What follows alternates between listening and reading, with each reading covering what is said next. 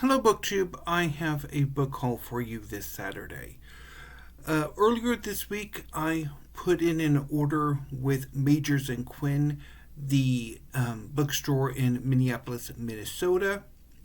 This isn't the first time I've ordered something from Majors & Quinn.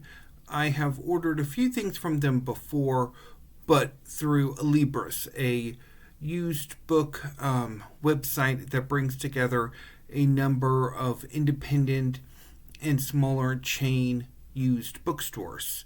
However, this is the first time I have ordered from Majors & Quinn themselves through their website. I've been wanting to order from them for quite some time, and earlier this week I finally did it. Even though the book that I was mainly looking for had already been bought. But I did get 8 books, so here they are.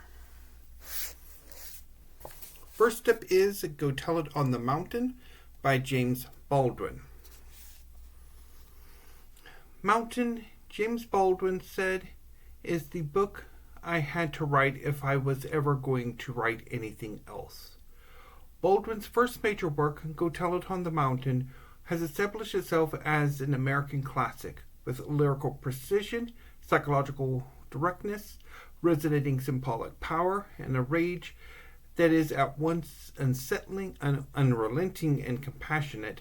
Baldwin chronicles a 14-year-old boy's discovery one Saturday in March 1935 of the terms of his identity as the stepson of the minister of a storefront Pentecostal church in Harlem.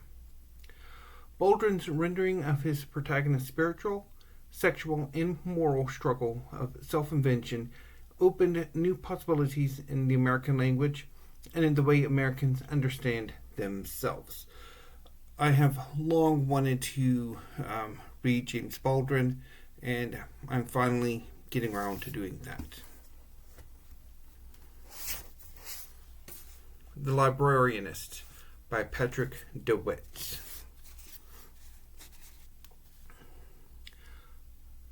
Bob Comet is a retired librarian passing his solitary days surrounded by books and small comforts.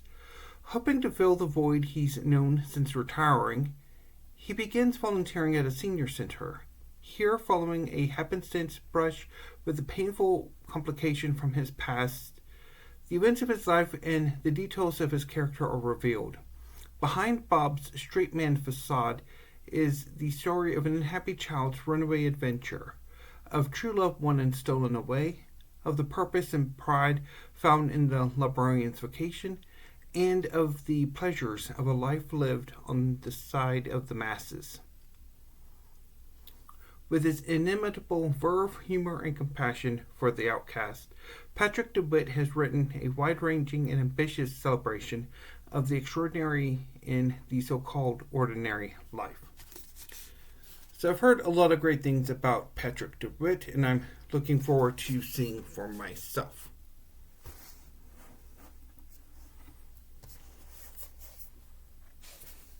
A Children's Bible by Lydia Millet.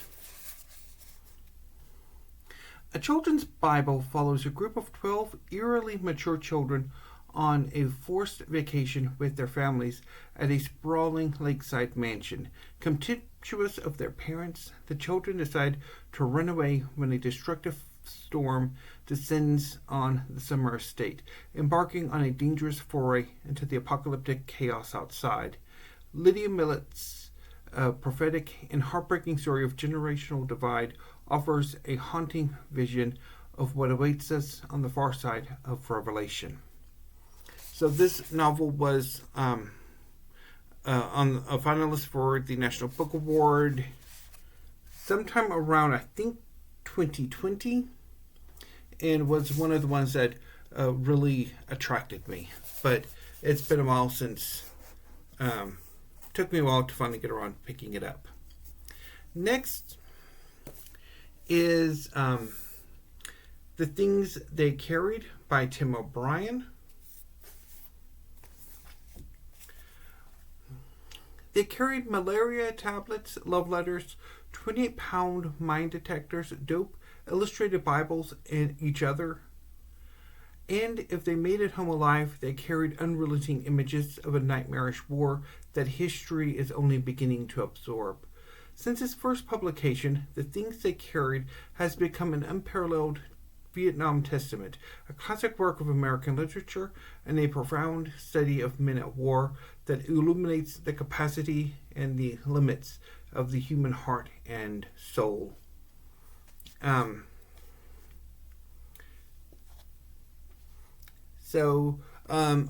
heard about this work a few days ago from Women of Words.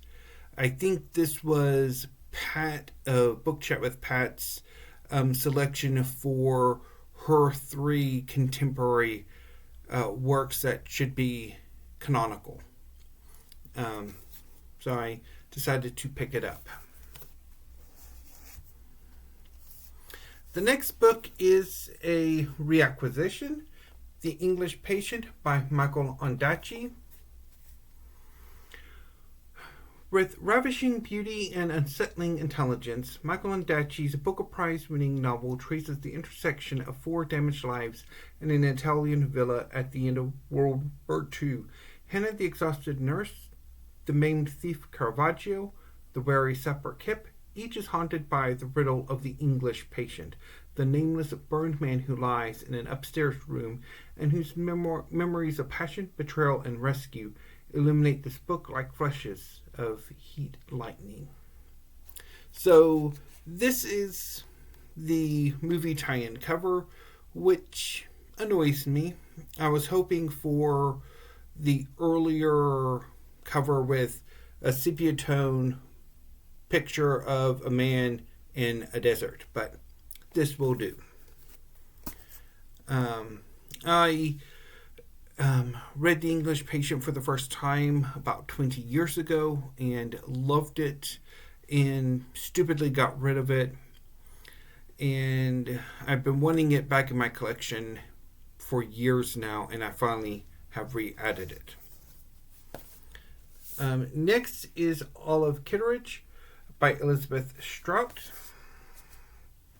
At times stern, at other times patient, at times perceptive, at other times in sad denial, Olive Kitteridge, a retired school teacher, deplores the changes in her little town of Crosby, Maine, and the world at large. But she doesn't always recognize the changes in those around her. A lounge musician haunted by a past romance, a former student who has lost the will to live, Olive's own adult child who feels tyrannized by her irrational insensitivities, and her husband Henry, who finds his loyalty to his marriage both a blessing and a curse. As the townspeople grapple with their problems, mild and dire, Olive is brought to a deeper understanding of herself and her life, sometimes painfully, but always with ruthless honesty. Olive Kitteridge offers profound insights into the human condition, its conflicts, its tragedies and joys, and the endurance it requires. So I have heard a ton of great things about Elizabeth Strout, so I really wanted to pick this novel up, which won the Pulitzer Prize about 18 years ago, give or take.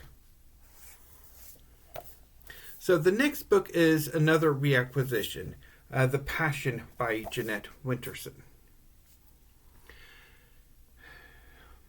Jeanette Winterson's novels have established her as one of the most important young writers in world literature.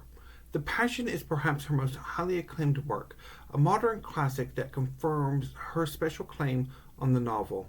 Set during the tumultuous years of the Napoleonic Wars, The Passion intertwines the destinies of 2 remarkable people.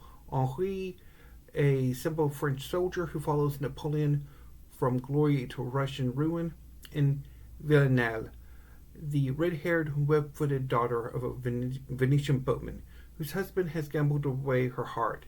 In Venice's compound of carnival, chance, and darkness, the pair meet their singular destiny. In her unique and mesmerizing voice, Winterson blends reality with fantasy, dream, and imagination to weave a hypnotic tale with stunning effects.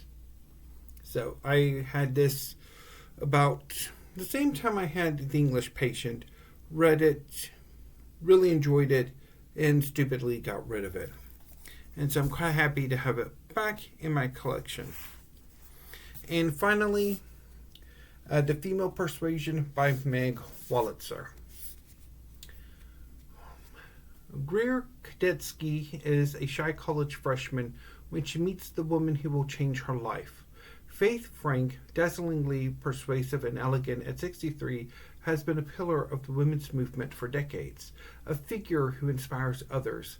Hearing Faith speak for the first time in a crowded campus chapel, Greer feels her inner world light up. She and Corey, her high school boyfriend, have both been hardworking and ambitious, jokingly referred to as twin rocket ships headed up and up and up. Yet for so long, Greer has been full of longing, in search of a purpose she can't quite name. And then, astonishingly, Faith invites her to make something out of her new sense of awakening.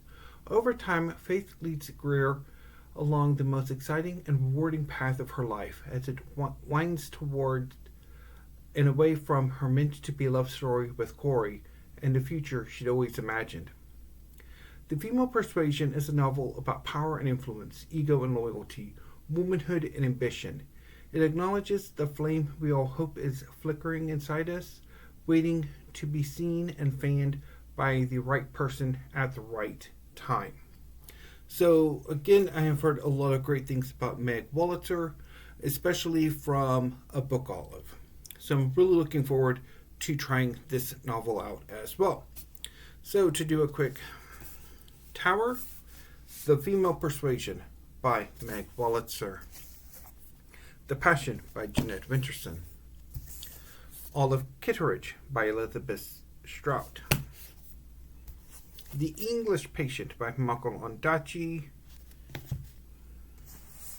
The Things They Carried by Tim O'Brien. A Children's Bible by Lydia Millet. The Librarianist by Patrick deWitt. And Go Tell It on the Mountain by James Baldwin. So, this is the first, well, technically this rounds out this week of BookTube, but I will have another book haul on Monday that will also have a little bit of a future reading project once I get one more book in for it. So I will explain that next week, but until then, I need to go ahead and upload this video, put these books in the books hold section of the show notes, and then add them to my library catalog, and put them over with the other new books before I put them all on the shelves at the end of the month. So anyway, BookTube, until I see you Monday with probably another book haul, thank you and have a great rest of your weekend.